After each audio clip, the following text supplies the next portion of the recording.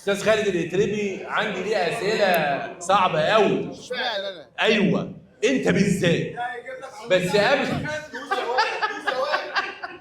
بس قبل ما نسمعك عايزين تقول كلمه للناس. انا طبعا مبسوط جدا بالظروف اللي خلتني اكون موجود هنا. بحمد ربنا وبشكر ربنا طبعا ان انا ربنا خصني ان انا اكون واحد من ضمن الناس اللي موجودين. قامات كبيره ومحترمه، يعني اراء مختلفه لكن كلهم متفقين على حب النادي الاهلي. من الممكن انك تلاقي منهم كتير كان في اوقات مختلف معايا وانا مختلف معاه، ولكن لما كلنا بنتفاهم ونتكلم نلاقينا كلنا متفقين على حاجه واحده بس، هي حب النادي الاهلي. فدايما ان شاء الله على حب الاهلي متجمعين، ودايما باذن الله ايا كان الخلاف في وجهه النظر فاحنا كلنا اخوات. عايزين نحيي ان الرقم وصل 14,000 مشاهد لايف الان على اكس، والحلقه ان شاء الله هتبقى على اليوتيوب بعد ايام قليله باذن الله. لما رندا دخلت معانا المدرج وهي من اوائل الناس اللي دخلت، قالت لي انا متابعه خالد الاتربي قوي، فخليها بقى تسالك سؤال لان يعني عندها في حاجات كده يعني. لا كان في بيبقى عندك حصريات، فانا كنت بقول له، فبيقول لي عرفتي منين؟ اقول له الاتربي. شفت البدايه معاك على اليوتيوب وكتير كانت صعبه جدا، وكنت بتعمل فيديو الصبح وفيديو بالليل، وبعد كده رجعت غيرت المواعيد، وحتى لما عملت الفيديو بتاع الساعه 7 الصبح ده انا استغربت قوي، قلت 7 بدري جدا. بس الحمد لله رب العالمين من فتره طويله محقق نجاح فيه عالي جدا جدا. يعني انا بحس اني انا واحده من جمهورك، انا لو عايزه معلومه هعرفها منك بشكل ببقى متاكده منه على الاقل نسبه 90-95%. اشرح لنا بقى التعب اللي واجهته في اليوتيوب، لانه انا عارفه انه كان كتير. طب قبل ما اتكلم على موضوع التعب، الحقيقه فعلا الناس المحسوبه على النادي الاهلي كصحفيين تحديدا منهم كتير جدا بيتحرك وبيتعب، خاصه الناس اللي موجوده على اليوتيوب.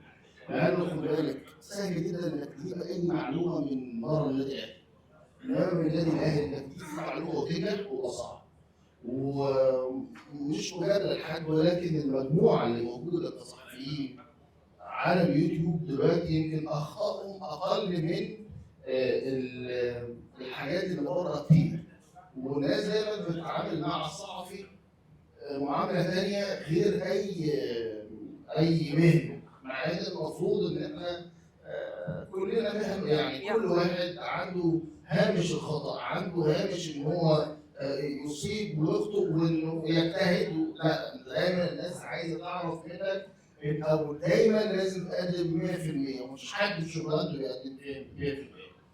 يمكن هرجع تاني لنقطه الحصريات، هي مش على قد بس، في ناس محترمين، في ناس اصوات اهلاويه كتير، في عبد الحليم ابو علي، في محمد ابو علي معانا، في محمود شوقي، في اسماء موجوده بتتعب وبتجتهد. اما البدايه بقى، البدايه صعبه جدا وكانت في توقيت صعب. يمكن احمد اسامه قال حاجه مختلف عليه فيها، وهي قال ان سهل جدا دلوقتي اي حد على اليوتيوب يشتغل. لا، مش سهل. في ناس كتيره جدا دخلت على اليوتيوب وفشلت، وفي ناس كتير حاولت تصرف كتير جدا برضه وفشلت. مقارنه ب 2015 يعني حط الاثنين قصاد بعض، 2015 حاجه و2020 حاجه ثانيه. ما صدقني مش قوي زي ما انت بتقول، يعني دي وجهه نظر انا، ما تنساش ان التيك توك كان الجو شويه. لا، ما هو التيك توك ده انت دلوقتي عشان تنجح على اليوتيوب بتروح تيك توك، بتروح فيسبوك، فبيجي لك جمهور على اليوتيوب. بس حاجه يا جماعه، يعني ده سؤال عليك انت، سؤال ليك كنت محضره ليه؟ لا انا ملاحظ حاجه، انا عندي مشكله في اي لقاء بطلع، عندي مشكله كبيره جدا في اي لقاء بطلع. انا بس بقول كلمتين ولا اي حد قاعد معايا ده مش راجل سيدنا اطلع فاول فايق، لازم اطلع في اي حاجه، انا مش عارف يطلع، لكن انا عايز اكمل فكرتي، نفسي اكمل الفكره اللي انا بقولها، مش هقطع عليك خالص والله خالص، ولكن انا استهلكت واقعتك في ان انا اتكلم حاجه عنه، عارف عن خاصه اتكلم حاجه عنه، يمكن ال 17000 اللي بيتفرجوا علينا يكون فيها حد من اللي قاطعني ما قاطعنيش تاني. فيعني لا هي الحقيقه البدايه كانت صعبه جدا. كانت فاكرها برضه كان في 2018 كان في مشكله طبعا كنا عارفينها للنادي الاهلي، وكان اي حد بيتكلم او يقف على مجلس اداره النادي الاهلي ده كان بيتم التعديل عليه، ما كانش حد بيتكلم خالص. ففي التوقيت ده ما كانش قدامي غير البرلمان فقط. اي قناه فضائيه ما كانتش بتستضيفني، عمل البلد مش كتير برضه عشان انا ليا وجهات نظر مختلفه شويه وكنت متصادمه. فممكن لو من نوعيه الصقور اللي بيتكلم عليها فارس. فكان قدامي فكره من شباب صغير برضه كان لسه قال لي اعمل قناه يوتيوب. قلت له يعني ايه؟ مش عارف اصلا ولا اعرف عن اليوتيوب ده يعني ايه ولا الكلام ده كان في 2018 وكنت خالص الجمعه على الساعه 4 5 انا في صحفي. فمره واحده لقيت ان انا فاضي، مفيش قناه بتستضيفني، مفيش حد عايز يعني يشوف الراجل ده بيقول ايه. فحطيت كاميرا تليفون ايفون 6 كان لسه صغير، وحطيت الكاميرا قدامي واتكلمت. قلت للناس ان على تويتر انا هعمل قناه يوتيوب. نمت وصحيت لقيت 1000 مشترك. يعني ما كنتش حاطط حاجه. فحطيت الفيديو حتى يمكن ابو علي والناس اللي عارفه الفيديوهات تعرف قد ايه ممكن تحمل الفيديو دلوقتي في ايديك. انا حملت الفيديو ساعتها في 12 ساعه. انا ما كنتش عارف يعني ايه اصلا تلقى فيديو ولا تحمل الفيديو ولا كام. فالفيديو ساعتها عمل 5000 فيو. فبدات احس ان الموضوع عادي. فكانت من هي البدايه يعني. طيب على طريقه ان انت صاحبي وانا عمري ما هلبسك. بشوفك بتهاجم الوزاره كتير. هي فين الوزاره؟ ها؟ هي فين؟ طيب اقول لك حاجه، كنت بتبتديها دايما بالدكتور اشرف صبحي، امبارح بقت اشرف صبحي. ايه سبب هجوم الاتريبي الشديد الدائم على وزاره الشباب والرياضه؟ انا مش بلبسك. لا خالص خالص. ده حبيبي. لا مش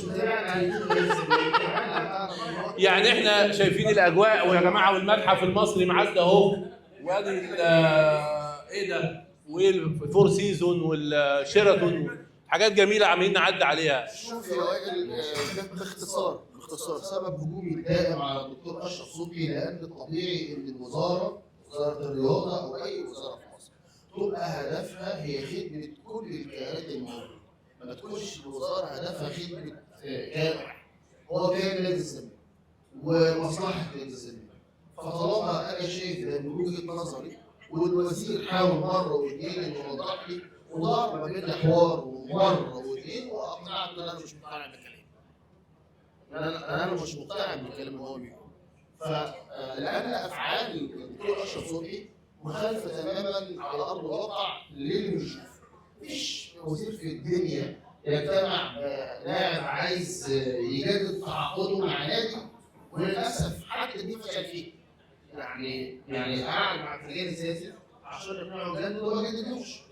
لا روتين، يعني فكره انه مع المنتخب يقول لك انا اصلا كنت واقف بيسالني على المستحقات. يعني زيزو هيقف مع الوزير يساله على 25000 جنيه؟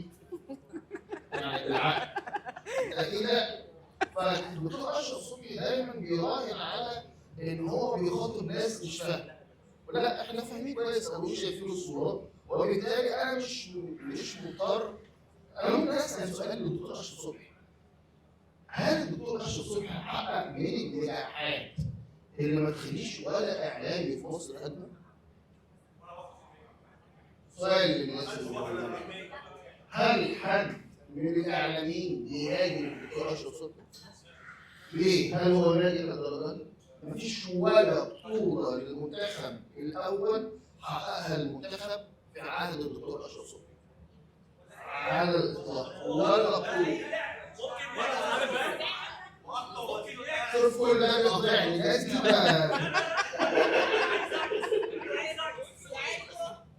وائل هو مين بيكلم مين ده؟ ايه هي النجاحات اللي اتعملت في وزاره الرياضه؟ وبتسالني غالي اشرف صبحي انزل الشارع واسمع الناس هتلاقي. ولكن الدكتور اشرف صبحي حاجب الاعلاميين عن الناس. ليه؟ لان الاعلاميين مرميين في فضل الدكتور اشرف ومعنى فضل الفيديو زي ما بقول انا دايما.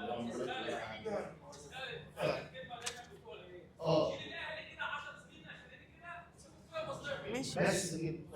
حبايبك كتير، ها؟ حبايبك كتير. تمام تمام. هو ده السؤال، هو مش سؤال ملغم ولا حاجه، ده يعني سؤال سهل جدا. لا في ملغم جاي. طب لا مش ملغم ولا حاجه. استاذ خالد، ليه منتسبي الاهلي في الاعلام مش بنلاقيهم بالقدر الكافي اللي يرضي الاهلاويه؟ وليه ما فيش استمراريه؟ وليه ما فيش استمراريه كمان؟ يعني ممكن حد يطلع مره ومره واحده الاقيه اختفى، مع انه هو كويس جدا وعمل حلقه كويسه جدا بس اختفى. ما هو كويس جدا في نظر الاهلاويه، وطالما هو في نظر الاهلاويه كويس يبقى مش هيرضي الناس اللي موجوده، لان الناس الموجوده كلها توجهها واضح جدا. هو لو نادي الزمالك اتساب من زمان كان زمانه يمكن عدد اتساب، لان دي الحقيقه. الزمالك بالمناسبه النهارده في خبر لسه من شويه، الارض بتاعت الزمالك اللي في مرسى مطروح طلع عليها قرار ان هي تاخد منها حق الانتفاع، فاحنا دلوقتي عشان مشروع قومي. لا والله يا الزمالك بقى خد بقى عندك 10 سنين استغلال الموضوع ده زي الاستغلال اللي حصل، محدش يقول ان هو يعني بالك ارض اكتوبر راح فيها المنتخب الثاني، ما بالك ارض مرسى مطروح هروح فيها ايه؟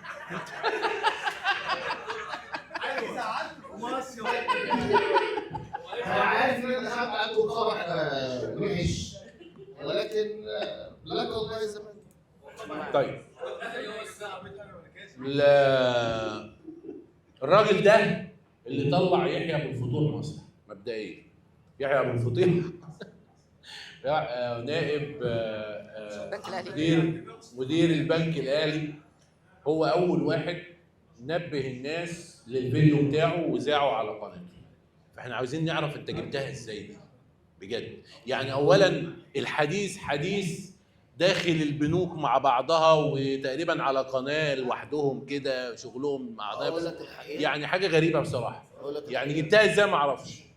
الحقيقه اللي لقيت واحد بيقول لي انا هبعت لك فيديو ما حدش هيعرضه الا انت. لقيتها على الرسائل بتاعت الفيسبوك عندي على الصفحه. لا مش هقول لك بقى انا غصت وجبت ورحت ومش على الكلام ده خالص، انا بقول لك الحقيقه دايما يعني. حلو. ف دخلت شفت الفيديو ما صدقتش، عارف هو افتكرته اي حتى لو بهزار يعني. ارفع المايك شويه. هنا عملت سيرش، يعني هو بعت لي الفيديو كان لازم اتاكد ان الفيديو صحيح الاول قبل ما اطلع على الفيديو، وكعادتي دايما بعمل المصيبه وادخل انام. قسما بالله ادخل اعمل بص انا بحس ان بطلع كده عادي وادخل انام، اصحى الاقي التليفون فاصل شحن من الاتصالات. في ايه يا جماعه؟ في ايه اللي حصل؟ انت فاهم؟ فالاقي بص برايفت نمبر وارقام غريبه ومش عارف في افتح عارف انت بلاش حاجه وريبورتات على القناه وريبورتات على الفيسبوك وحاجه. بص ايه اللي حصل؟ انا مش فاهم، مش مستوعب حتى الان، لان هو كان من ضمن فيديو انا بقوله كده يعني. قلت دقيقتين بالظبط يا جماعه الراجل ده طلع عمل 1 2 3 وعرضت الفيديو وده ما ينفعش وما يصحش وكده. طبعا رجاله الاهلاويه خد بالك من حاجه. انت بس يعني عمرت الزمالك ودخلت نمت. لا بص خد بالك من حاجه. واحد يمكن انا كان في بدايه اليوتيوب انا بقول لك على سر بمناسبه سؤالك على ليه الاعلام الاهلاوي ما بيطلعش على القنوات. هو سر اول مره اقوله في حياتي على الملأ. النهارده في انفرادات كتير، ها؟ زيع والورق موجود معايا والعقد موجود معايا. عقد موجود معايا. بعد ما ميدو في قناه النهار ميدو ساب برنامج اوضه اللبس. حد فاكر التاريخ كان سنه كام؟ جه بعده على طول شادي محمد. لا جه بعده شادي محمد بعد ميدو. لا مش 23 قبل 23. عارف انت الموضوع ده. الناس كلمتني في قناه النهار، كان ساعتها القناه دي 39,000 مشترك. القناه الموجوده دلوقتي. كلموني عايزين يقعدوا معايا. تمام؟ رحت قعدت معاهم، انا بحسب في حاجه يعني عايزين رئيس تحرير البرنامج بتاع الشغل. كان ساعتها الاستاذ وائل الكيلاني، هو اكيد اللي اشتغل في قناه النهار عارفه، وكان الاستاذ هبه الوسيمي وحد كمان مش فاكر اسمه. فلقيتهم بيتكلموا معايا ان انا اقدم برنامج. انت تقدم برنامج. فانا عارف انت هو نعم. مفيش اي مقدمات اصلا للموضوع، يا دوبك لسه عامل قناه يوتيوب وعليها 39,000 مشترك. لقيتهم بيقولوا احنا عاملين دراسات لينا ان الناس اللي صاعده اللي بتصعد على اليوتيوب واللي احنا بنعمل لهم مشروع اعلاني عايزينهم يكونوا موجودين عندنا على الشاشه. هتعمل ايه بقى عشان تبقى موجود معانا؟ وطبعا كنت مستني الخطوه دي، قلت له لا. كده ليه؟ قلت له ما خططتش الموضوع ده دلوقتي. لسه انا اتفاجئت بالعرض واتفاجئت بالكلام. فقعدنا قال لا لازم، واحنا شايفين وانت اللي جاي مش عارف ايه كله بتاع، واحنا لازم نبقى قاعد، بس المشكله ان انت لازم توقف قناتك على اليوتيوب. قلت لهم لا. على فكره خيار صعب جدا. خيار صعب جدا على فكره. كذا حد يجي يخش الاعلام يقولوا له وقف يوتيوب. الموضوع ده صعب. انا اعرف واحد وقف. عارف ثواني بس، المهرجانات الآن انا وكالات مختلفه. فقلت لهم لا، ورضيوا وقبلوا ان انا اعمل قناه او اكمل قناتي على اليوتيوب، وبس بضوابط معينه يعني، ومدير العقد. وكان في شروط معينه موجود معايا يعني، موجود معايا ممكن شغل يعني، وبالرقم اللي انا قلت عليه، ورقم مضاعف هم عرضوه عليه.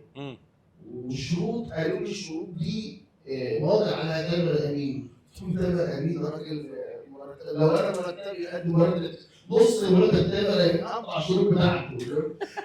انما لا، انا عايز الشروط بتاعتي. هم كانوا مستعجلين جدا على الخطوه. حلو؟ من يوم ما شفتهمش. يعني خد بالك يعني اسبوع 2 3 هم كانوا مستعجلين. لقيته الراجل الاستاذ رائد الكيلاني مشكورا بيكلمني بيقول لي اصل كان المفروض في مكافاه تتاخد بس ما وقفوش عليك. تامر امين بطل. ايه؟ تامر امين بطل اصلا. هي دي الفكره. الفكره ان مش دايما كل الاعلام الاهلاوي تحديدا بيبقى ليه مكان. فدي كانت نقطه، وانا عايز يسال في اي حاجه تحت امرك. عاوز تقول اي حاجه اخيره للناس قبل ما يعني؟ لا انا عايز اقول ان انا مبسوط جدا احنا اسعد بالناس دي والقعده دي، وحاسس ان الواحد في وسط بيته فعلا. وهو ده الاحساس اللي عارف لما كنا في البيت وانت داخل حاسس ان انت داخل بيتك بتمشي كده عادي، كلهم اهلك عادي. وده المقصود ان المكان ده. انت جيت، وانا عايز اقول لك ان انا كنت ما اتفاجئتش ان انت اول ما اعلنت على الايفنت وجالي اشعارات ان انت منشلني، وفي نفس اللحظه جيت بتقول الحجز خلص. فيعني ما كانش غريب على الناس دي، كانت موجوده واحنا بنشكرهم ان هم بيقدرونا وبيقولوا لنا، واحنا مبسوطين جدا بتقديركم يعني. الحمد لله. نورت يا استاذ خالد.